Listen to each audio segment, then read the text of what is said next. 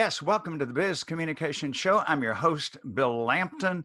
Every week, having a conversation with a recognized business communication expert so that we can benefit from their tips, their strategies, their advice, and our business will grow and prosper as a result.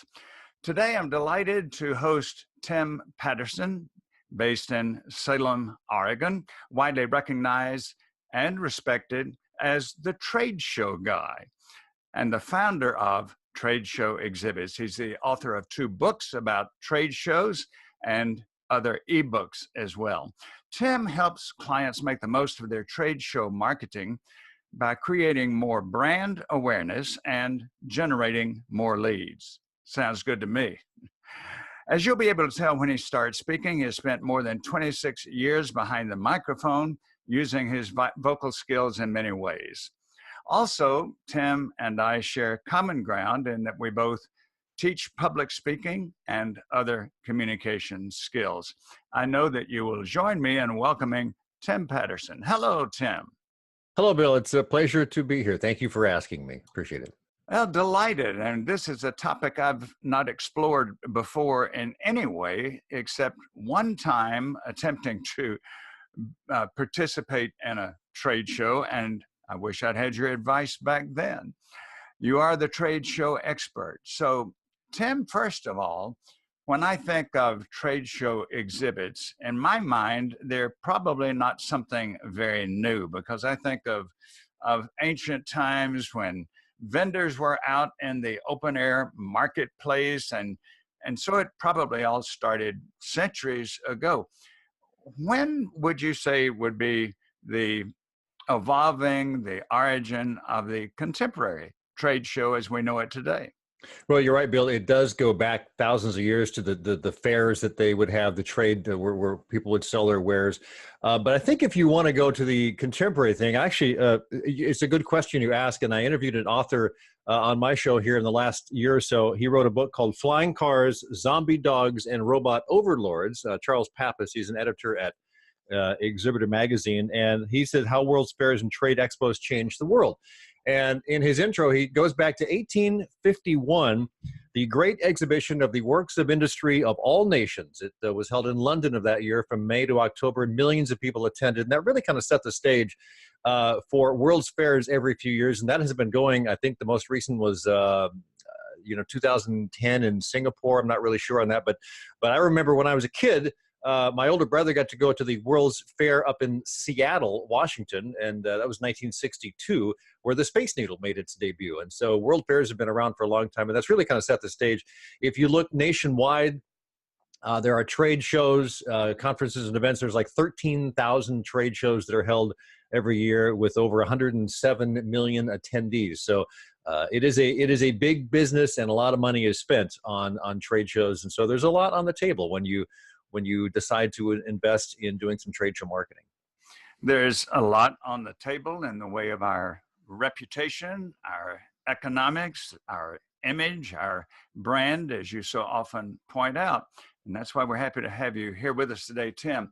One of the things I know is that in our contemporary love of technology, many exhibitors probably want to go to the ultimate extreme. Now, we've got the other extreme, which is just a basic setup. And then on the other hand, we could go, I guess, all the way to pyrotechnics or whatever.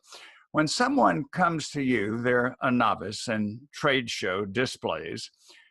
What's your advice to them about how to find that happy medium, which is also attractive to somebody today who's going to walk through a trade show?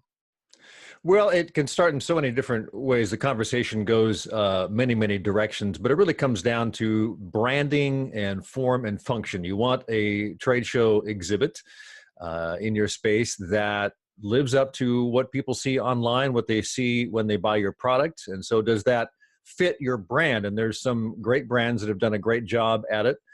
There are some brands that don't do that good of a job at it. The other thing I think is what I mentioned, form and function. Every trade show booth has to have a reason, has to have a function. And the 3D exhibit designers, of which A lot of them go through great training to this. It's different than just designing graphics. They think about traffic flow, where foot traffic goes, how people see the booth from a distance, what the sight lines are, and things like that. So brand and what do you want to do in the booth itself? What kind of function do you have? Are you doing demonstrations? Do you have a professional presenter that's going to be talking about your product or service? Are you going to be sampling things? What do you need to make the function work? Do you need meeting areas? So all of that is part of the discussion. And frankly, it all comes down to budget. What can the company afford? And a lot of companies find out that what they really would like is not what they can afford this year, but maybe the next year, the second or third year down the road, they can aim for that. So they tend to start small, especially if they're novices, as you mentioned. But that's really kind of what I talk about is what does the brand look like? How does it represent itself in a 3D form? And then does it function correctly? And while we're talking about branding, most of the time when somebody walks through a trade show, they probably have a little bag which they brought with them, or they get at the door and they're going to pick up souvenirs from a lot of the displays. In your judgment, what are some of the better souvenirs, giveaway, handouts that you've seen that might be eye-catching, might be brand supporting, and might be something that's useful and that people will be looking at time and again? What are some of those that you like? That's a good question, and the answers are all over the board. It depends on who you talk to. I'm not a professional products expert, but I know a handful of them. So some of their expertise kind of rubs off on me, I guess. But I think you kind of go with what's popular in a sense. Every year that kind of shifts a little bit. Tech products are very popular. Phone chargers, those types of things. Flash drives with company information that you can hand out, although they may not be as popular as they used to be. So it really comes down to, is it useful? Can people? And I've got a letter opener that I picked up at a trade show 10 or 12 years ago that I still use, and I still see that brand every single day when I open the mail. So that's useful, and you see the brand, so that helps. One of the things that I've given away, which was very well received, was a branded tumbler, drink tumbler. For hot and cold drinks, and those are very popular. Interestingly enough, people like to have those around, and if you can get a good one, and there's so many different kinds available, and you put your brand on it, those are very popular. And often, a lot of companies will have typical things like pens and keychains and things like that, but they'll also have some more premium items that maybe cost a little more that they save for their exclusive or premium customers or clients that they already have, to kind of reward them for continuing to be a client, or if they're a prospect, to entice them to, get more involved with you. So they're spending $10 or $15 or $20 on a specific item, but not giving away so many of them that may be branded. And if you want to go one step further than that, and you really want to make someone look feel good, find out what they really like a signed autographed baseball or something like that you're going to give to the CEO of a company. So there's all sorts of levels that you can do to get people to, remember you by giving them something that they can take home. I think that remember you is one of the keys. When you mentioned the letter opener, it reminded me of something that happened with me about a year ago. 20 years ago, when I started my communication coaching, training, speaking, consulting, I thought something that would be very useful would be a bookmark, a paper bookmark. And so I put on it the 10 keys to compelling communication. They were very short, such as listen intently, write simply, don't use big words, 10 points like that. I'd given away all 5,000 of them at presentations and so on, and I hadn't reprinted them. Then about maybe a year ago, and I know you subscribe to my newsletter, which I very much appreciate, my online newsletter, Winning Words and Ways. About a year ago, Tim, one of the people in Atlanta, a leading businessman who gets my newsletter, hit reply when he got the newsletter, and he said, "Just want you to know, Bill, I'm still using that bookmark every night as I do my nighttime reading." Guess what, Tim? I had 5,000 more printed. But That's a good comment, I think. And you don't really know what effect they will have in the long run, that's it. because a lot of people want to draw a direct line between I'm giving something away, what's the payback? Is there a return on investment for that? But you're building your brand. People remember you. One of the most typical things I've run into in this industry is that I will see somebody at a trade show. They'll tell me they're interested in a new project, and we'll talk about it. 6 months will go by, a year will go by, and we've had a couple of conversations. But then at the next show, I'll see them with a brand new booth that they didn't get from me, and I'll ask them why. Well, I forgot about you.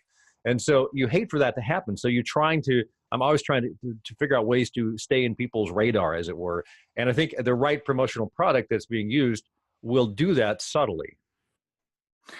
Yes. Now, one of the things that I want to ask you, because I had it happen to me once when I was participating, had a trade show booth.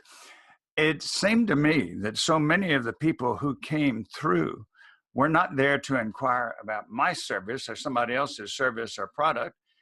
They came through thinking that I was a captive audience and they could sell me their wares. How do you handle that? That's a tough situation. I think that it happens, but probably not as much as we it doesn't happen a lot, but I have seen it happen. In the industry, it's called suitcasing. You don't pay for the space, but you go and you try and sell your wares to someone that's already there that has paid for that space. I think if you see it very subtly, you politely disengage. It depends on what kind of a personality you are. Maybe you sort of confront them politely about that and say, this is not appropriate. And if you see them doing it over and over again, they probably should be reported to the show organizers, who will obviously take care of that sort of thing. And I think if you are looking, because I meet people at shows all the time. I'm not there exhibiting, but I'll just have a conversation with them. I'm not trying to sell anything. I just see how they're doing. And if they ask me what I'm doing, then I'm happy to tell them, but I'm not there to pitch them, so I'm there to meet people. And if they ask me what I'm doing, then I'll say, well, I have 4 or 5 clients here. We're doing this and that. So I think there's a marked difference between overtly trying to sell something and just kind of meeting people as the show goes on. Let's say that at your booth, you have the old-fashioned fishbowl, and people are putting their cards in there. Often that's for a drawing that entices them to leave their cards with you. All right, we leave there with 75 business cards. How do you advise us to follow up, and when? Well, I think the fishbowl is not a good way to look at it. A fishbowl, people who put their cards in a fishbowl to win an iPad, for instance, are there to win an iPad. They're not there to be customers. So I think you need to really differentiate between collecting business cards for people to win something and having a conversation with someone that may be interested in your product or service. And as you're having that conversation, you're making notes, and sometimes you're scanning a badge, so you're capturing that information. But what is important, I believe, is that when you have that conversation, you're trying to uncover things. Are they in the market for your product or service? Can they afford it? And when are they interested in perhaps closing the deal? And then once that information is digested and discussed, you can then figure out what the next step is. And that next step needs to be agreed upon by both parties. So you say to Joe, who came by, who's very interested in your product or service, well, can I call you next Tuesday when the show's over? Great, you set that up so you both parties know exactly what's happening. If you just collect a card and no one knows, then you can call them a week or two later and they might go, well, I wasn't really interested, but I didn't win the thing, So I think that the conversation needs to focus on those items. What are they interested in? When do they want it? And can they afford it? And once you've clarified all that, then you have a very live prospect there. Now, some people might say, I'm not in the market for another 3 months, but can you send me more information? So when you get back to the sales office, you're emailing them a PDF or something like that.